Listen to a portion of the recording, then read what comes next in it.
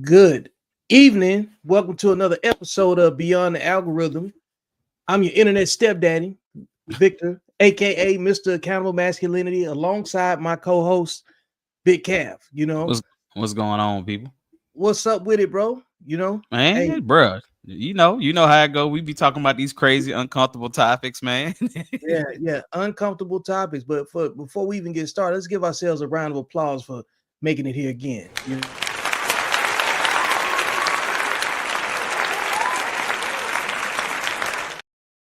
All right. Because I know that there will be shots fired. I know that there will be people hit. Oh and, yeah. and you know that there's always a lot of stuff in the media space that we can bicker about and have opinions about, and it's just Wednesday. You know what I'm saying? A lot of stuff's already transpired this week. We hadn't even talked about the mass shooting that took place at the Target in Austin. Right. It's a whole bunch of things that we haven't taken over. But the thing that has our attention the most that we've been discussing is the DC takeover. Man, bruh. The federalized police doing their thing. You know what I'm saying? We've been having a lot of conversations about this sporadically. So this topic I know is closer to you for a different set of reasons. I would say regionally and geographically. Absolutely. Because of who you know and proximity. And I've been watching the conversation take place on your timeline. So, I'm gonna hand it off to you and and let you, give us what we need to hear. Okay, so what we have here is like you just mentioned, is we have this DC takeover by Donald Trump, the National Guard. Pretty much, he's got control of all of Washington PD, I believe CIA, and a couple of other branches and everything, and he has the control of that for the next 30 days. According to his rule. So Washington DC is not a state, so it doesn't have statehood per se, or it doesn't have statehood. I'm sorry. So the thing is that if under emergency, he can technically take over the city of Washington DC and pretty much do what he's doing now. To the point where you have National Guard on the streets, in the subways, everywhere. And so there's two types of different reactions that you're getting. You're getting reactions from residents. Some of them are okay with what's going on. Some residents are not okay with what's going on. You have activists in DC that are definitely not okay with what's going on. Why don't you go ahead and share this screen for me if you don't mind, man? Okay. All right. Whenever you're ready. All right, just a second here. Let me get this stuff because at the end of the day, we definitely have to hear from residents. Some of them that kind of appreciate what's going on, so at the end of the day, we have to hear from those people. Let's see here. Yeah, I'm always about listening to people that actually live in the place. Absolutely. Because we always have our outside opinions and feelings and stuff, but you have to listen to the people that actually live in the space in order to really, really get the truth of the matter. Absolutely. We'll go ahead and listen to this brother right here. Yep. Man, down the city is quiet as a church mouse, man. I came all the way down Pennsylvania Avenue this morning. So peaceful, yeah. I don't smell no weed, young. I don't see no homeless people. I mean, I came all the way through the southeast side, all the way down here. You see now I'm at the White House, jump, man. It's quiet, yeah. It's a shame that it takes somebody to have to sit in your classroom in order for you to be in order, yeah. Because that's what it feels like, yeah. You got to be babysitter to do your job, yeah. Stuff been out of control for years. You got to do better, yeah. You got to do better, yeah. And mainly, young, you got the problems. It's us, man. It's always us giving everybody a bad name, yeah. We'll see how long this lasts, yeah. How many murders was it last night? How many carjackings was it last night? Talk to me. Yeah. So there you go. Go ahead and bring us back. But as he said, he was like, how many murders was it last night? I can tell you 0. How many carjackings were there last night? I can tell you 0. How many arrests were there last night? 23. Okay. So at the end of the day, everything that's been hindering or bothering that DC area was pretty much shut down. Like that brother said, he said, I'm out here and it's quiet. I don't smell no weed. When you said I don't smell no weed, I was like, damn. Like, it sound like North Korea when it. Hey, as he was like, I didn't see nobody. I'm like, should you even be outside? You right. know? But see, that's the thing. This is what I want people to understand is like for people like that dude, and for him to be outside like that, that shows you that the brothers that ain't doing shit out here and ain't really causing no trouble, we ain't worried. You know what I'm saying? It ain't us to be worried. You know what I'm saying? So at the end of the day, yeah, you might get somebody to come up to you and say, hey, can I see your ID? We ain't gonna fight it. Here you go. You know what I'm saying? Go ahead and check it out. Run that all you want to.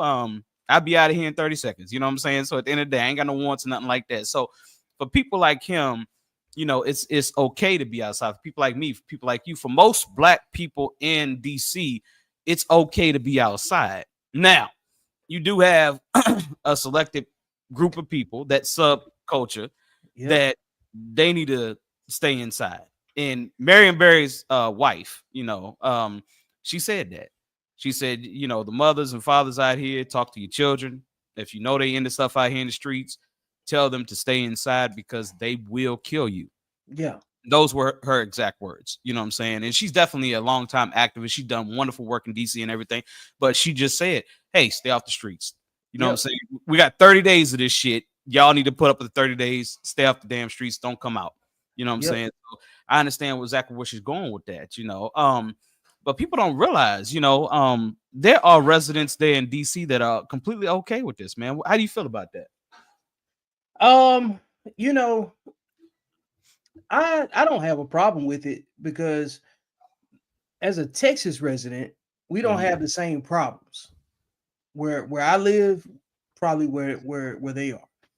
And it's I don't have an issue with it if the people that live there don't have an issue with it.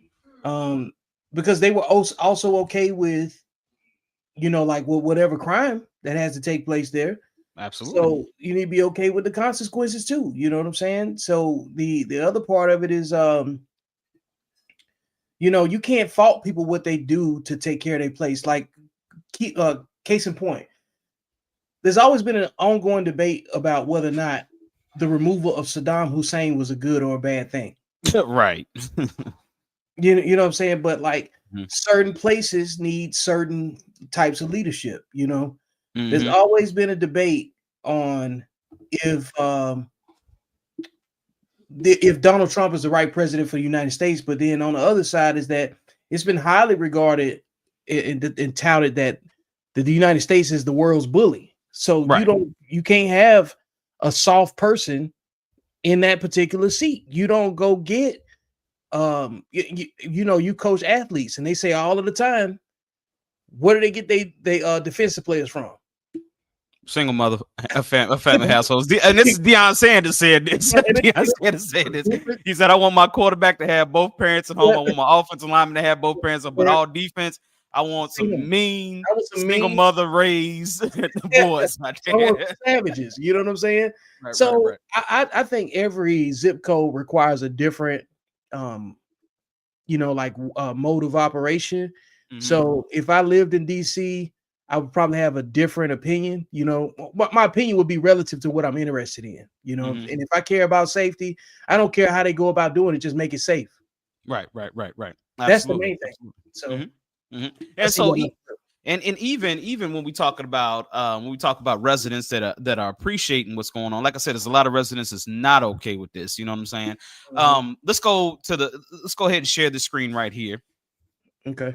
Because I want you guys to hear what the DC mayor had to say, and this is something that she caught criticism from her Democratic Party constituents. Okay. Cooperating with the, you know, whatever he wants to do. Well, it means that we follow the law, that the MPD follows the law as well as all of the federal officials who are here. It's also important and we will do this in our communications with them, understand like what they're looking to see. So the fact that we have more law enforcement and presence in neighborhoods, that could not, you know, that may be positive if people are, if it's a positive action. All right, bring us on back. Yeah, if it's positive, right? Right. So she called all kinds of hell. Like I said, from her Democratic people. You know what I'm saying? Her people. So at the end of the day, like this From her is own party. She right. called okay. Right. So this right here is the kind of like okay, I'm gonna change my tone a little bit. You got this one up right here? Yeah, I got you. All right, check this out. All need to do what we can in our space, in our lane, to protect our city and get to the other side of this guy and make sure we elect the Democratic House so that we have a backstop to this authoritarian push. Yeah. So basically that right there, that's where her Democratic partners got involved and said, hey, what you said last night, it almost sounded like it was a good thing to, have this happen. You have more presence to take care of this big problem that you have. You know what I'm saying? And basically this right here was like I said, this was the actual okay, let me run that back a little bit and this is what I really need to say. But no, you already said it. So you already said and admitted to yourself that you have a problem in DC. You have a significant issue in DC. So at this point, you were like, okay, we have more of a police presence here. So if done correctly and done the right way, this can work itself out.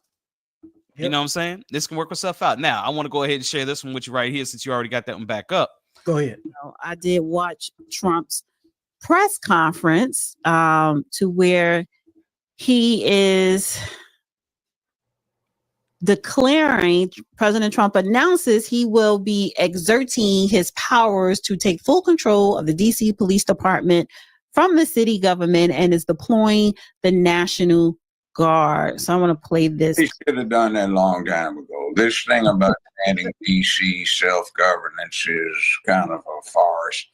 It started out, came from Maryland. It was supposed to be used as a governing District of Columbia. That's what DC stands for. And it's gotten out of control, typically, as per the usual with blue run places. It's incompetently run. There's a lot of misappropriation of funds. There is an agenda that has very little to do with the day-to-day existence of the people. And we suffer the embarrassment of Washington, D.C. being the most dangerous capital in the whole world to be in. So we just had Judge Joe Brown. Go ahead and bring us back. We just had Judge Joe Brown bring this up right here. So he just said, y'all just heard what he said. This should have been done. You know what I'm saying? So here's my thing for all you people that's watching this right here, and definitely chime into the comments if you have something to say. Which one of y'all gonna argue with Judge Joe Brown? That's what I want to see. which one of y'all gonna argue with Judge Joe Brown? So now you guys looking at him like, oh man, he just had a TV, he just had a TV show. No big deal. No. He was already a judge before that, and he was a judge. He's super credible. Super credible, bro. So you can't take anything away from what he's saying. You know what I'm saying? At the end of the day. Now, like you said, misappropriation of funds. What we talking about there? We talking about millions of dollars going into nonprofits that ain't doing jack shit to improve the problem. Nope. And that is something I can speak on in my local area. Because we've seen misappropriation of funds. We've seen the funding of nonprofits and no measurement of effectiveness. You know what I'm saying? So what the hell are we doing? We're just handing out money here? You know what I'm saying? Without any real plan? Come on now. I mean, come on. Y'all tell me, like, which one of y'all is going to say that this man is not credible as Judge Joe Brown? Man, I've seen Judge Joe Brown. He talked highly about the good deeds that Ike Turner actually did, and then was able to frame a conversation that put Tina Turner in a different light. I've seen him talk about how likely and probable age travels in prison. You know what I'm saying? Because he's dealt with the Memphis judicial system. That in itself is something. You know what I'm saying? Because when we talk about deadly cities and stuff like that, Memphis. So like to conduct law, to practice law in a place like, you know, Memphis specifically, is saying a whole lot. It gives him a lot of range on his opinion. And I think that when you have an opinion about something, you're either outside of the work or you're in the middle of the work, you know. And we need more credible people that have experience dealing with the actual problem set to have the conversation that needs to go with the topic. Because a lot of people want to just discuss their emotionally charged feelings about something, and it might be rooted in good faith, but it's not rooted in fact. And because the expression might be honest, but it might not be relevant to the discussion. And we need to separate those things. Absolutely, absolutely. You know, when I look at Judge Joe Brown and what he just said, that's just a black person who has worked for black people for a long time. You're talking about probably saved thousands of lives, you know what I'm saying, by throwing a brother in jail that needed to go in jail just to kind of like think about what the hell they were doing. They were just doing reckless shit out here. He's probably saved thousands of lives. I don't know anybody on here that's probably had more of an impact on black people than Judge Joe Brown. Even to the point where when you talk about the NBA and the high contract that these brothers are getting paid, he had a lot to do with that. You know, he and Kareem Abdul-Jabbar were like close. You know what I'm saying? So at the end of the day, he was teaching the ball players at that time, hey, this is how you guys can demand more. You know what I'm saying? So basically, he worked with that. He worked with the Black Panthers. He worked a whole lot with the Black Panthers. Worked a whole lot in the West Coast too. You know what I'm saying? Because I think he was educating UCLA. Am I correct with that? I think so. Yeah. He went to I think he has some education intersections with Kamala Harris too, if I'm not mistaken. Right. Yeah. He had a whole lot to say about Kamala Harris when she was which, you know, he was talking like he was like right there with her. You know what I'm saying? So right. But I haven't, you know what I've never seen? I've never seen any of those people that he talked about come back and say that he was wrong. Nope. Never seen it. I've never seen it. It's like Judge Joe Brown is like the Corey Holcomb of law. You might not like what he say, but can you tell him it's wrong? Can you tell him it's not the truth? And can you source something differently? You know what I'm saying? Right. He's gonna give you an unpopular take in a tone that you might not appreciate, but is it false? And you know, I think that's a very, very good find on that too. You know what I'm saying? Because his opinion matters. Right. He's really like a living griot. He's an ancestor. You know what I'm saying? In the flesh, there's seen so many things that have been flipped for a pop culture narrative. You know what I'm saying? And he's watched the destruction of the social integrity of black people over a period of time. So the legislation and the games that get played behind all of it, and especially he worked in media because he had at one point his TV show was one of the highest grossing TV shows for viewership, and they were trying to do what it took to make his show not rival Oprah's because they want to keep daytime TV gynocentric. Right. And one thing that I do notice that what he does as far as Judge Joe Brown is he definitely preaches masculinity. Yes, he is a big preacher of masculinity and definitely the man rearing up the young men coming through the ranks pretty those much. Type of men that's in my family. You know what I'm saying? That they don't leave out the history. Right. And that's what's so funny is that, you know, when they talk about history, I always put they always highlight the his story part of it. But whose story we gonna tell? Because if we had her story, we still need to hear history too. Right. Absolutely. I'm gonna go ahead and share this real quick because this is something that everybody needs to hear from MLK. It's just a little short speech right here. Because like I said, this is the honest to God truth. I come here tonight and plead with you. Believe in yourself and believe that you're somebody. As I said to a group last night, Nobody else can do this for us. No document can do this for us. No Lincolnian Emancipation Proclamation can do this for us. No Kennethonian or Johnsonian Civil Rights Bill can do this for us. If the Negro is to be free, he must move down into the inner resources of his own soul and sign with a pen and ink of self-assertive manhood his own Emancipation Proclamation. And ink of his own self-assertive manhood, his own Emancipation Proclamation. Bring us back. Did y'all hear what Dr. King said, bro? You know what I'm saying? It is what it is. And what he's talking about is the Emancipation Proclamation only stands if we control it. Our freedom only stands if we control it. We have to be willing to die for our freedom. We have to be willing to do that. You know what I'm saying? So at the end of the day, that's what he's saying. Now, people don't realize that Dr. King, at the end of his lifespan, turned into a revolutionary. I'm talking about a revolutionary that kind of bucked against the system. He wasn't that in the beginning, you know. So at the end of the day, a lot of people contribute that than him having his talks to Malcolm X and the Nation of Islam and all that stuff. So, which I think that's where he got it from too. But at the end of the day, like, that speech says a whole lot. It really does say a whole lot. Like, at this point, Black people, because we have all this information in the palm of our hands, literally in the palm of our hands, there's no reason why we should be making the same mistakes we've made over the years. There's no reason for ignorance at this point.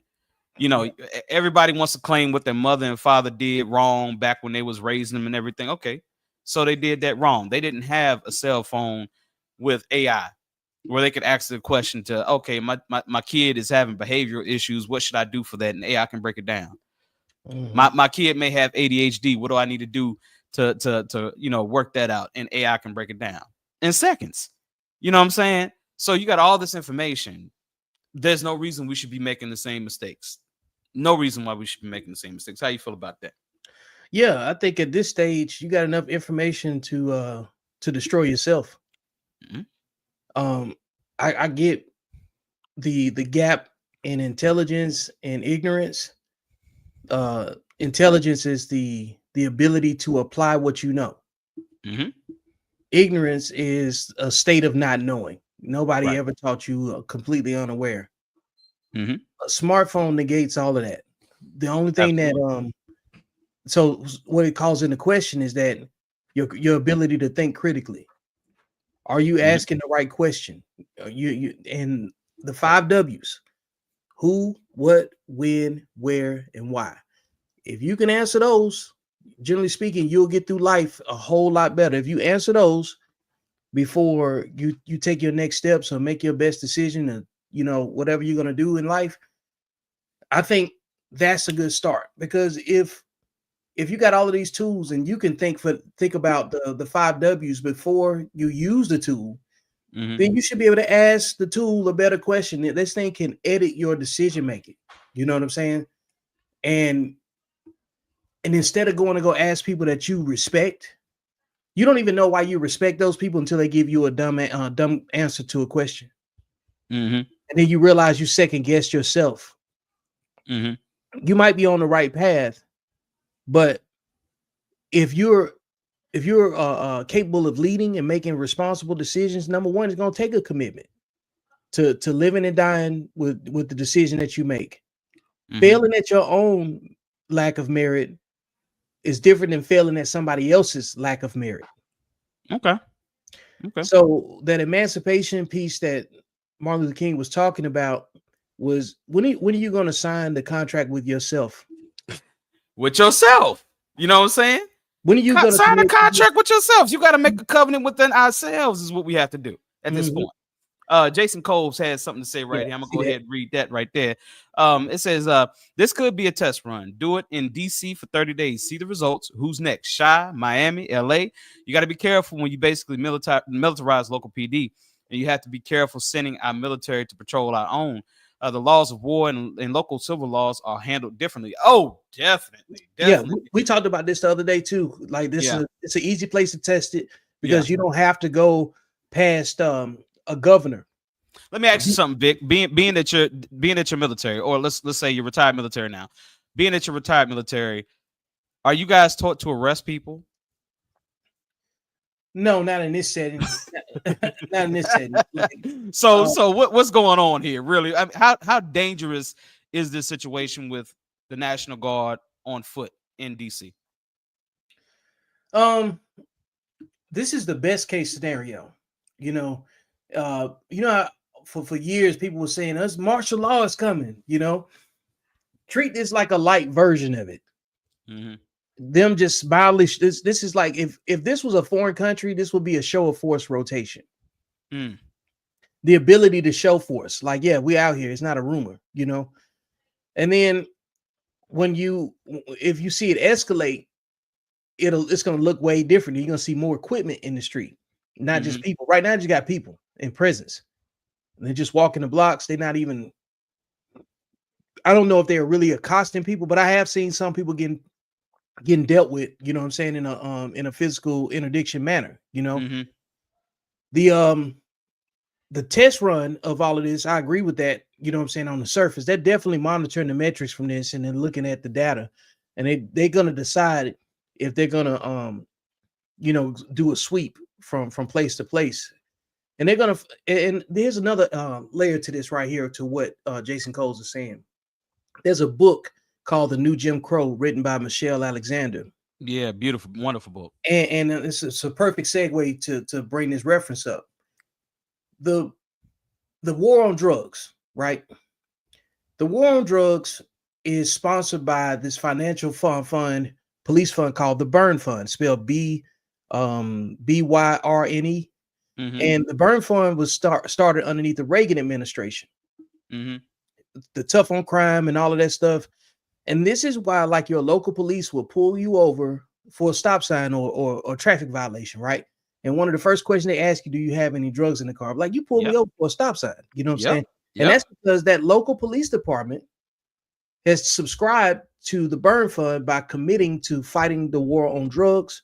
And so that contractual agreement gives them federal funding to militarize their and outfit their police department, because most police departments are funded with local funds. Because why would somebody that doesn't live in your county or parish or wherever you have is designated be responsible for paying for your police? Like, if you live in Virginia Beach, right? Or if I live in, like, Nolanville Police Department, it's not going to pay for Killeen Police Department. You know what I'm saying? In this area. Right. Absolutely.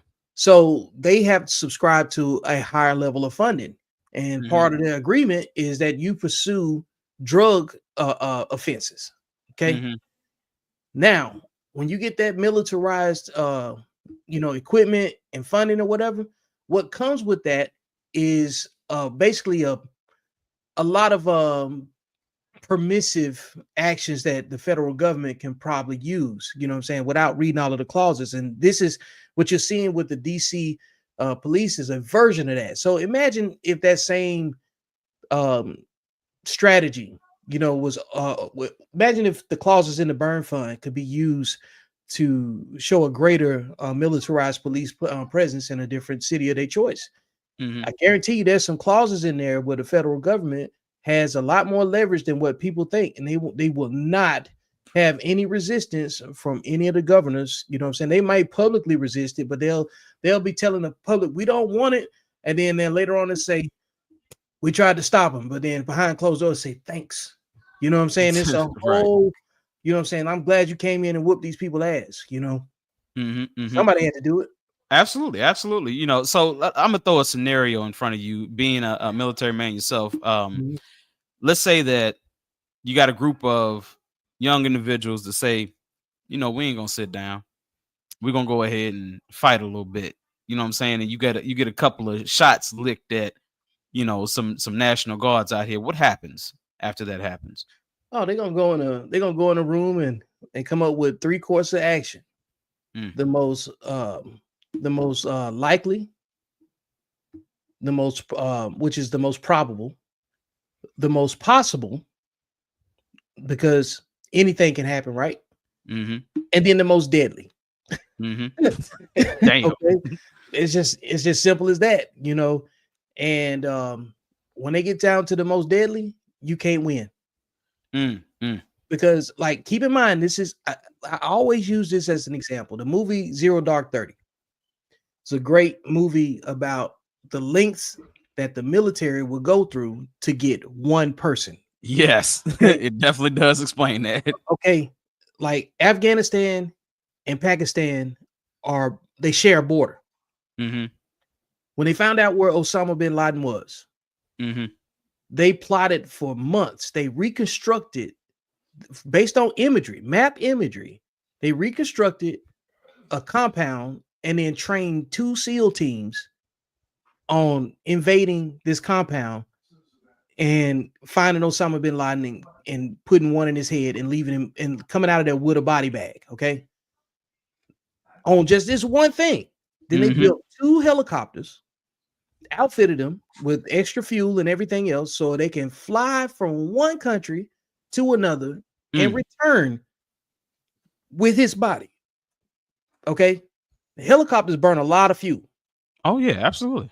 They land the helicopters off site and then they walk to the compound, assault the compound, know exactly which room to go into, pop Osama, leave out of there with a body. They crashed one of the helicopters and then they still left out with everybody, no casualties, and flew back into Afghanistan with his body. Okay.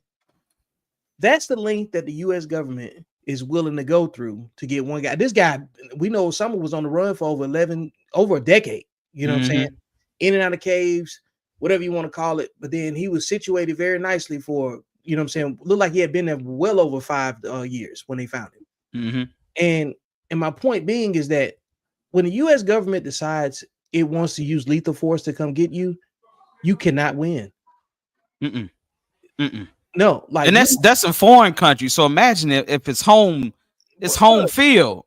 Come on, home field advantage. Yeah. Like, come on, man. That's they crazy. don't have to talk to nobody to go get you. Right. What's Jessica say? What Jessica said right here? She said, let's see here. He said, money being the root of every effort they've made and continue to make against unserved communities. Well, huh? Yep. Let's see. Yeah. We got that. Definitely. That was part of the conversation on why they keep veterans in poverty and in bad health. I can see that, because if they had a bunch of angry veterans, that'd be nasty. That'd definitely be nasty. Yeah, man. Especially the ones that felt still that need to serve, and they can come up with their own justifiable ways of doing so and using their skills. You have a bunch of Rambo type of situations running around here. Oh, no doubt, man. I mean, at the end of the day, like when I look at this situation right here, and like I said, I mean, the people who are residents of that area that are describing exactly what they're seeing, you know what I'm saying? Blocks blocked off, and they're seeing Humvees. They're seeing these things, you know what I'm saying? So it's like, my question is this, like, obviously these youngsters are staying off the streets. They're staying off the streets. And I'm guessing because the word has gotten out around town that said, hey, he's federalized everybody. Everybody's under his control. He's got the National Guard in here. And, you know, that's the military. Make sure your kids stay off the streets. And these kids are staying off the streets. So apparently whatever their parents have said to them, these kids are staying off the streets. Why couldn't you do that before he called the National Guard in? Because they wanted to be friends with their kids. So it took this. It took their children possibly staring down the barrel of a gun to get them to say, hey, you need to stay home tonight. Oh, yeah. And it's a myriad of reasons for that, because number one, they're too friendly with their own kids. I'm just gonna say it, all of this is a product of single parenthood. You know what I'm saying? Overmothered and underfathered children don't have the same level of discipline as children that have their fathers, you know what I'm saying, in their life setting boundaries and expectations. The other part of it is that it's overall poor behavior and poor discipline it really translates into a lack of respect for male leadership and male authority. Because they don't believe anything can happen to them until a man in uniform pulls up on them. Like, I have my story about the man in uniform, and I'll tell it here. The scenario is that you have a bad day at work. You in uniform. You know, let's say you work at AutoZone. You got your little name tag on your polo shirt. You get into it with a customer because you got an attitude because of something going on in your personal life. Your supervisor come out and say, "Hey, clock out." Now you leave. You already in a bad mood. You need the money, but you know you can't stay there and keep your job either because he giving you a chance to get out of there and cool off. You know what I'm saying? You know what I mean? So you get in your car. You still in uniform. You drive angry. The police pulls you over. Police is likely a man in uniform. Police comes to the door. Same procedure that happens universally anywhere. Let me see your license, insurance. And do you know why I stopped you? You have an opportunity to deal with this with the least amount of conflict as possible, or you can be disrespectful to the man in uniform and lash out angrily because you're having a bad day. You choose the less emotionally disciplined route, and you get them cuffs slapped on you. You know what I'm saying? So now you got some jury on. The man in uniform is transporting you from the uniform car down to the police station. Both them garage doors come down around you. The man in uniform that arrested you takes you inside to the correctional officer so they can process you, they fingerprint you. And then they're going to tell you still in your work uniform that you already got clocked out for. Then they tell you to go back here and change clothes into the inmate uniform. Damn. And then when you put on the inmate uniform, you still got to deal with the politics of the other inmates that's wearing the same uniform as you. So you still got to listen to a man in uniform at every point in your life. And if you look at DC and the current federalized police situation, all you seeing mostly that's patrolling and interacting with people is another man in uniform. So ultimately, those men are being the stepdaddies of the city right now. Right.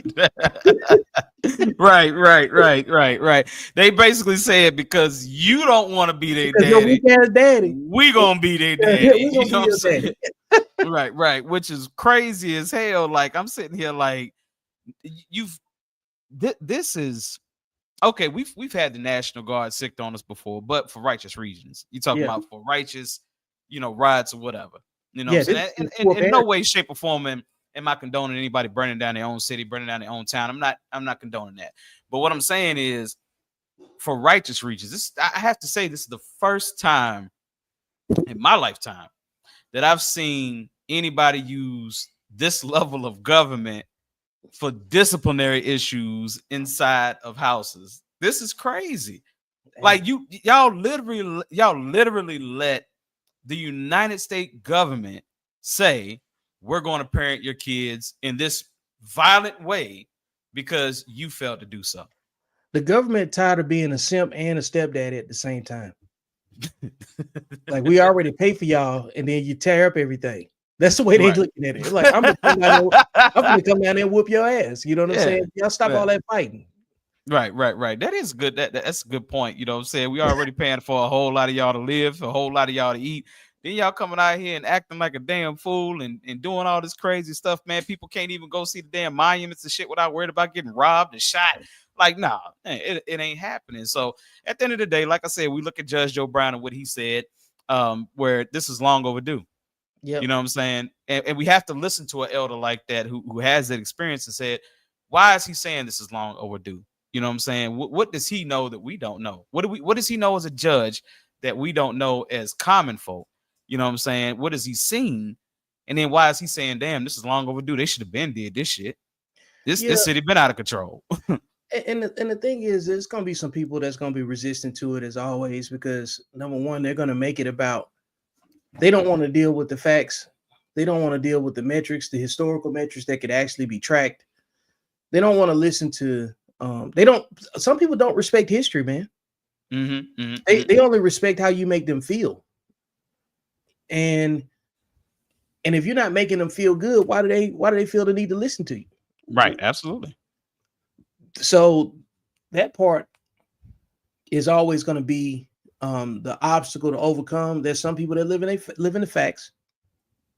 Some people that live in their feelings, and their outcomes are going to say that. And the truth is, it's like what did Judge Joe Brown say? Like in these large, predominantly blue areas where they're going to have these issues, that's the place where the greatest concentration of feelings are. Like liberal politics and democratic, I guess, democratic centric issues that deal mostly with people, more with people instead of policy, are always going to be centered on emotions. You're dealing with people, you're dealing with emotions. Absolutely. And most of the policy centric things with the Democratic Party is about somebody else paying for what they want. They always lead with somebody else having to pay for something that they want. And when you start thinking about it, the Republicans are like the conservative father, and the Democrats are like the liberal children that want everything. In terms of construct. Now, people can get into detail about the different personalities that represent whatever party, but we just talking about the entity in itself. And they only listen to logic after it's too late, you know. And everything, truthfully, is our fault as a responsible, you know, like human being, because you always hear people saying, well, we don't need the government. We don't need big government. We don't need everybody in our business. But at the same time, they're telling those same people are telling the government what their government should be responsible for paying for. You can't have it both ways. And if you can't, you're basically saying you can't even govern your own house. You're basically saying you can't even control your own reproductive organs. You're saying that you're incapable of teaching your kids your basic human decency and respect and communication. And this goes all the way back down to what I talked about before. We're always talking about Black people saying that we need to come together, but we don't even get along with the people that's in our own families. So how does that look when it plays out? This is exactly it. If you can't get along within your own family, within your own genetics, how do you think those people that don't get along in your own family interact with the rest of the world? Because they come from the same type of situation too. So, and all of the one thing that they all have in common, that they don't respect men. And the men that don't respect men don't respect themselves either, because if they did, they'd be less likely to bring themselves to conflict and dysfunction. They'd be more likely to sit down and figure out, how do we make the best out of this situation that we have in front of us when we all have the common consequences that we share? Maybe not necessarily a common enemy, but we all share common consequences. I got you. I mean, what's Jason said over here? Yeah, he said it's what do you say? Well, he's got another one up there above that. Okay. Yeah. He said it's particularly our fault. We've lost control of these kids. Too much jonesing. We borderline 50 still acting. Yeah, we're borderline 50 still acting and dressing like YNs. We're trying to tell these kids to do different and be different. But to many of us, not showing them an example of the next level. Too many of these kids don't have a tangible example of maturity and adulthood. Oh my God. Yep. Beautifully said. Definitely, man. And we definitely appreciate you chiming in, Jason. No doubt. That's one of my boys here from Roanoke right there. Yeah, man. He said he's gonna get out of here before he say too much. You know? It's the platform to say too much. Right. It's the platform to say too much, homie. So at the end of the day, yeah, man. But I look at, this is what worries me about this whole situation in DC. And to be honest with you, and people may call it a conspiracy theory or whatever, you know, but there are things called George Soros funded anarchists out here. Yep. You know what I'm saying? Left-wing extremists. And the thing is that when do they come into the game? Because to be honest with you, they don't fuck around. These are the people that they caught in front of CNN back with the George Floyd riot, that they was throwing full-size cannon fireworks in CNN. They have resources to just lay bricks in the ground. Look, I've seen them put just bricks on certain streets to restrict equipment from being able to, you know, put a barrier up to protect the demonstration. Right. And like, let's look at this creatively, right? The there's always a crisis acting element in any situation, you know, whether they know it or not is something else, right? Because a lot of people just being told what they're doing. They're just being told what to do, and they think it's the right thing. And they don't know that they're performing for somebody else's desired outcome. And they don't know if it's righteous or unrighteous. Like, this very, very difficult in America to live an adult life without being a hypocrite. Absolutely. You can't, for instance, right? You can't complain about crime and complain about the police at the same time. No. You can't complain about the ability of the police to carry out their duties in the safest manner possible, but then being very, very you know, like liberal about the discharge of their service. You know what I'm saying? You're not doing the work. You can't tell somebody else how to do the job. We would like to. That's utopian thinking, right? Definitely. It's a lot of that in the left too. You know what I'm saying? A lot of utopia. Well, it's in the right too. That utopian thinking. Yeah, like we know it's a human thing. You know what I'm saying? But we're only gonna go so far. And I say this: you got to use the logic that you would tell your children. If you wouldn't tell your children to go do something stupid, then why are you encouraging it? That's why I say the only thing that holds adults accountable is the children. And you're starting to see other states pass laws that the Parent Accountability Acts. I think one's in Georgia they're working on. And that's one step before, you know what I'm saying, they have to do something else that's kinetic. Yep. And what you're seeing in DC is an indicator that it could go that far in other states, because if it happened in DC, it's modeling something for those other governors, because those red state governors that supported Trump, he's basically signaling to them, hey, if I got to do it, I will. Right. Because in Texas, you know what I'm saying, we got Greg Abbott, and I don't think he would go that far. I don't think Texas will ever get to that point, because there's too many people with guns here, way too many. Right. But DC, generally speaking, doesn't allow people to have guns. Yeah, you can't have guns in DC.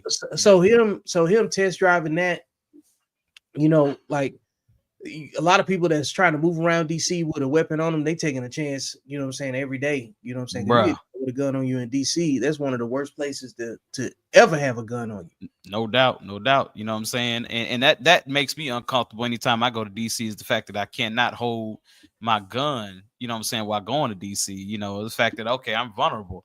You know what I'm saying? At this point, you know, I can't carry, you know, or conceal anything, you know. Even conceal, you can't see it, but it's like you said, it's still the potential that something may happen to where you may have to use it. And at that point, well, you wasn't supposed to have a gun in DC. You know what I'm saying? Yep. So, you know, and that's why I tell black people, I tell my black family, there's a reason why you need to be a Second Amendment lover. You have to be a Second Amendment advocate, because, to be honest with you, that's the only thing that holds these people at bay. The fact that, you know, they won't do this in certain spots, like you said, in Texas and Georgia and places like that, where black people have a whole lot of guns, they're not going to do it, because at the end of the day, like, we just got a lot of guns at the end of the day, you know. So it still would be a victory on the military side, no doubt, because they're more trained, but it will be a harder victory.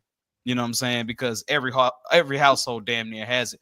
For you people out there that do not have firearms in your home, at this point, you're crazy. You're seeing what's happening. You're insane. So when they come if they come knocking on your door and they want you to come get in this paddy wagon, what do you have on your person that can defend you from getting in that paddy wagon? You know what I'm saying? You have to, like I told you this before, you have to be ready to die over your freedom. Yeah, especially if you live in a state where like gun laws are already an issue. You know, Right. if you live in a place if you live in one of these red states, like I said, like in Texas, this is a whole lot different. You can say, hey, look, I'll be back. I'm going to the store, and you can go pick up some toothpaste and a pistol. There you go. Know? And Same thing in Virginia, on pretty the same much. trip. On the same trip. You know what I'm Right. saying? Right. So, and so when people said, this may come to your front door, nah, they know which places to go and which places not to go. DC is an easy place to take over because, like you said, most civilians in DC don't have guns. You know what I'm saying? Let's take the UK for an example, right? And seeing what's happening in the UK right now, it's pretty much being, I don't know if this is the right word or not, but Arabized, to the point where it's being overran by Arabs. And the people of the UK don't want that. But the thing is, they have no way to defend themselves from their government. So the thing is, the government is forcing it on them. And I'm not saying anything bad about Arabs, but I can see how they feel about that. You know what I'm saying? If you're shipping a whole bunch of people from war-torn countries over here to the United States, and these people are doing crazy stuff to you, women and doing all this, you want these people out of your damn home. You know what I'm saying? But they can't do anything about it. I'd like to see where they're sending them though in the UK, because West Britain has notoriously been the place where a lot of the political radicalists that fit what you're talking about in that propaganda profile. There's a guy named Nasser Wassalam that used to be a political prisoner, and then he was radical like that. And then he got locked up for 2 years, and he came back out preaching against it. He'd gone to Pakistan. Yeah, I saw that. Yeah, okay. Yeah. Name is Nasser Wassalam. He was on a 60 Minutes interview, Right. I never forgot him. And then there's a book called Agent Storm, written by this dude named Chris Mortensen, who was a triple agent. He worked for MI5, MI6, which is both foreign and domestic British intelligence. And then he was an agent from the Danish organization called PET, and then he's also worked as a triple agent with CIA. And when he got most of his radicalized training in West Britain, that's where I know a lot about, like from the book itself, you know what I'm saying, comparing different perspectives, whatever, right? And Chris Mortensen, Agent Storm, was used by CIA, co-opted, or so to speak, to try to knock off this guy named AAA, Anwar al-Awlaki. And he was the guy that was supposed to be the next one to replace Osama bin Laden, because they already have the next number one identified by the time they have the main target knocked off. And he was the one that set the trap to get him knocked off. You know what I'm saying? Because he was traveling back and forth to Yemen to befriend him, get close to him, so they can knock him off the right way. So a lot of the stuff that's happening where it comes down to being radicalized in extremism is happening in West Britain. So that's very interesting that if the UK is starting to complain about it, I'd be very interested to see if it's progressed from being just the western part of the UK. It's all of it now. It's all over now. All over, you know what I'm saying? It's all over now, because I mean, at that point, those people over there are seeing their lands pretty much overtaken by people that don't look like them. And I think this book that I read came out in like 2012. So, and Nasser Wassalam, he did his interview with 60 Minutes probably like in 2006 or 2007. So that ought to tell you like the gradual progression of, you know what I'm saying, and incrementally in 5 years, that is way much further along than what we think. Yeah, it's way more further. Like you can look that up on YouTube, and there's plenty of different stories, news stories, and everything that's talking about this. And you can see, like I said, the people are revolting against it. But the thing is that they just have no way to defend themselves from their government. So this is the reason why. And like I told you before, though we have our complaints about the United States as Black people, though we have those complaints, still no place I'd rather be. You know what I'm saying? Because I can literally say, to heck with my president. You know what I'm saying? I can talk shit about your religion. I can talk whatever I want to talk about. You know what I'm saying? And I can be okay. I'm not going to get touched. I'm not going to get arrested. You know what I'm saying? At the end of the day, and it's a beautiful thing. It's definitely a beautiful thing. If I'd had to say anything, when we talk about the two political parties, you know, whether Republican or Democrat, I would say that the Democrats were inching more to censorship than the Republicans were. Yeah. You know what I'm saying? They and that's what lost them a whole lot of votes, is the fact that people are looking at, oh, wait a minute, You I'm can't say slowly that. but surely losing my freedom of speech, which is the First Amendment. Like, wait a minute, there's a reason why that's the First Amendment. You know what I'm saying? And then you see, you got to think about who made, you know, who made these amendments. The First Amendment is the freedom of speech, freedom of religion, of course, and then, like I said, and other things. And then you got the Second Amendment right behind it, freedom to bear arms. That tells you that those people back then knew that the It was written government by radicals. It was written by radicals. The government might turn their back on you or might turn against you. You have to have a way to fight back. You know what I'm saying? So I understand that. Like I said, and I'll never hate America for that. But like I said, I'm seeing what's happening in the UK, and nah, you couldn't pay me to live in the UK right now. This shit going crazy. It's a powder keg waiting to explode, to be honest with you. Yeah, they always have mass stabbings because they don't have any guns, and people still, you know what I'm saying, ended up getting attacked, you know. Right. And there's two things that need to be discussed that's about what it means to be underneath American government. Mm-hmm. And the Constitution embodies the spirit of the law mm-hmm. and the letter of the law. Right. The letter is black and white. It Mm-hmm. means what it says. Mm-hmm. The spirit is the means in which you interpret it as it is relevant, you know, meaning that you can't come into situations with a Jim Crow mindset in post-racial, well, in post-segregated America. You know what I'm saying? It's not gonna work that way.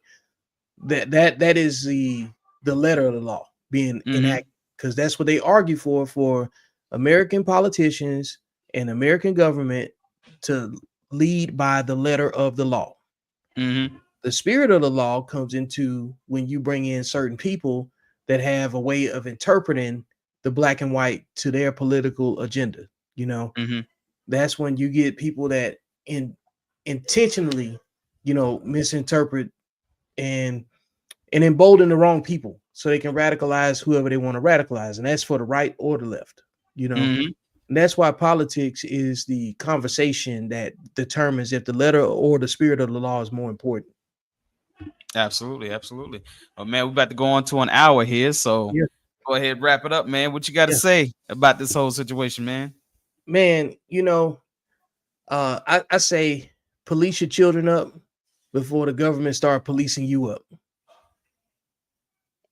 Hello. It's short and sweet, you know, like truthfully. Don't let the government be your kids' parents. And just like the gentleman said at the beginning when I showed that video, he said it's a damn shame somebody got to sit in the classroom to make sure that you doing the right things. You know what I'm saying? It's a damn sure. It's a damn shame that the people in DC let things get so out of control that you got to be babysat. You know what I'm saying? You got to have overseers looking over you because you let it get out of control like that. There's nobody to be mad at but yourself at this point. Yep. And then the other part too, to harken back to the title, don't talk down on your ancestors that marched for your freedoms, that endured whatever persecution that they endured, and say y'all sitting back saying things like, you know, we not our ancestors. Hell, you're not even the parent that they were to their children. You're not even a 25th of our ancestors, because all these people did was show up in Humvees. Your asses went in the damn house. Our ancestors put up with dogs being sicked on them, with fire hoses being sprayed on them, with getting shot at, crosses being burnt in the front yard, and Klansmen by the thousands marching down a damn road. And our ancestors stood there and went through all of that. You know what I'm saying? So we are not our ancestors. What kind of disrespectful shit is that? Like, that don't make no damn sense. You damn sure ain't your ancestors. You ain't got nowhere near the strength of our ancestors. Nowhere near. You know what I'm saying? So let's stop acting like we something that we ain't, for real. Especially with the culture rooted in a lack of decency across the board. Mm-hmm. You can't have it both ways, you know. So it's another example of it, man. But it has been another good episode, and I greatly appreciate you coming through. And, you know, hey, we'll see you on the other side.